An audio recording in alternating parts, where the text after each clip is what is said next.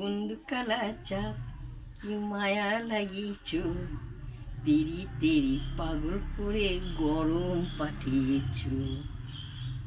তো বন্ধু আমাদের এত গরম দিয়েছে বলবার মতন না, পুরো ঘেমে যাচ্ছে। তো গরমে আমি কি কি রান্না করেছি তোমাদেরকে দেখাবো।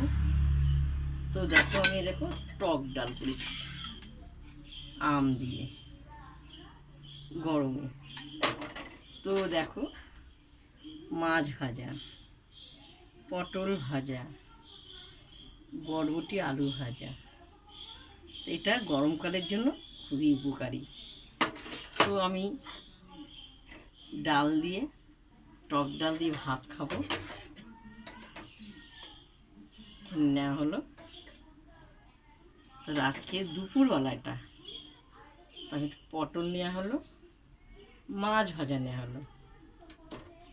তো ভাজা নিয়ে আছে আলু, বরবটি ভাজা। এবার আমি খাবো। দেখো খুব সুন্দর কালা চাঁদ আমাদের এত গরম দিয়েছে, আর থাকতে পারছি না।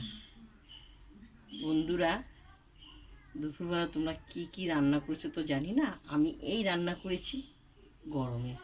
তাই আগে একটু টক খেয়ে নিই আম।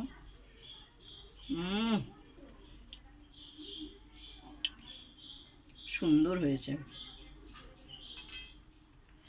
পটল দিয়ে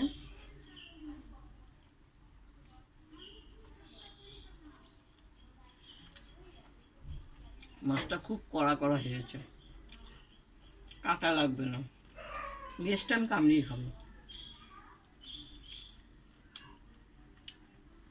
তো প্রথম থেকে লাস্ট আজকে এটা রান্না করেছি। টক ডাল, মাছ ভাজা, পটল আর আলু দিয়ে, বরবটি দিয়ে, আর কিছু করিনি। তোমাদের যদি এই রান্না কারা কারা গরমকালে পছন্দ করো বা খাও, অবশ্যই লিখে পাঠাবে।